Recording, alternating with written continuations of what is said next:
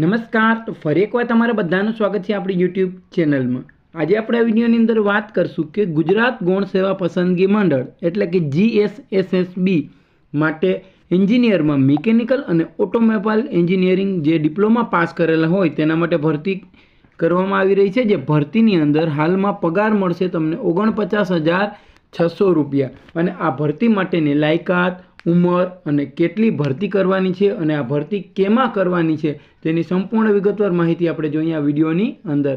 પણ તે પહેલાં તમે મારી ચેનલમાં હજુ સુધી નવા હોવ તો મારી ચેનલને લાઇક, શેર અને સબસ્ક્રાઈબ કરી દેજો.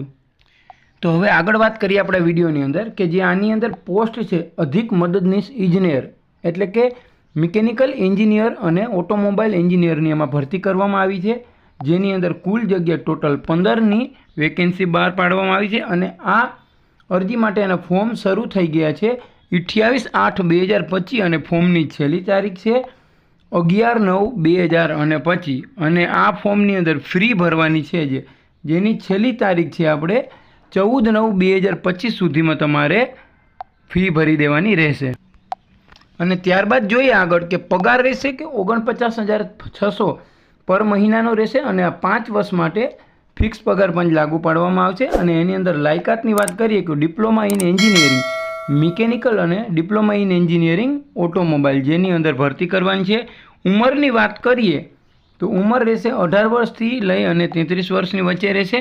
અને કેટેગરી પ્રમાણેની જગ્યા જે છે જેની આપણે માહિતી આપણે તેના પરિપત્રમાંથી લીધેલી છે.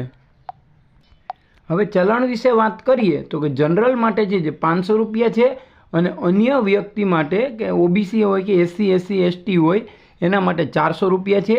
અને ખાસ નોંધ એ છે કે મિત્રો પરીક્ષામાં ઉપસ્થિત રહેલ ઉમેદવારોને પરીક્ષા ફી પરત મળવાપાત્ર રહેશે. ત્યારબાદ આગળ વાત કરીએ કે જરૂરી ડોક્યુમેન્ટ શું છે. તો ડોક્યુમેન્ટની વાત કરીએ તો પહેલાં તો આપણે ફોટો અને સહી બે જોશે. પણ એની અંદર એક ખાસ નોંધ આપી છે કે પાસપોર્ટ સાઇઝનો ફોટો જે વ્હાઇટ બેકગ્રાઉન્ડમાં હોવો જોઈએ અને ફોટો પાડ્યાની તારીખ સાથેનો હોવો જોઈએ જે અરજીકર્તાની તારીખથી 1 વર્ષ પહેલાંનો જૂનો હોવો જોઈએ નહીં.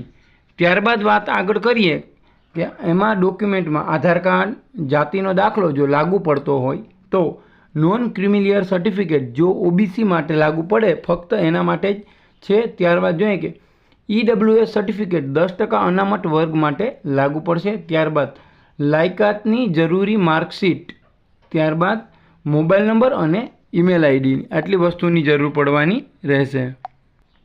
આગળ વાત કરીએ કે ફોર્મ ઓનલાઈન ભરવાના રહેશે. જે એની વેબસાઇટ છે ojas.government.in જેની આપણે તમને વેબસાઇટ આ વિડીયોના ડિસ્ક્રિપ્શનમાં પણ તમને આપી દેશું. અને એની અંદર ખાસ બીજી વાત છે કે જો તમે ઓજાસ વેબસાઇટ ઉપર રજિસ્ટ્રેશન કરેલું હોય તો તમારો રજિસ્ટ્રેશન નંબર લઈ અને તમે ડાયરેક્ટ ફોર્મ ફિલઅપ કરી શકો છો.